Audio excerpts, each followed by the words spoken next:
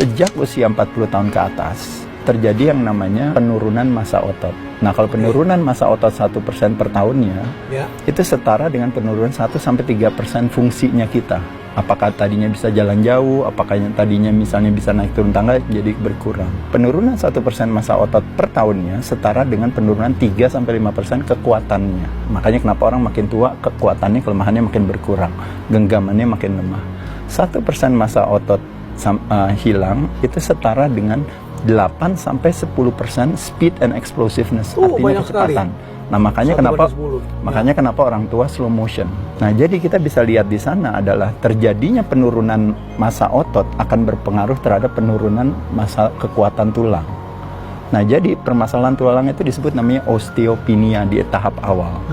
Itu disebabkan karena hilangnya massa otot, itu yang disebut dengan namanya kelaparan akan daging. Kalau bahasa latinnya disebut namanya sarcopenia. Nah, jadi sarcopenia menyebabkan osteopenia. Osteopenia, tulangnya Prof bermasalah, menyebabkan geraknya kita menjadi berkurang.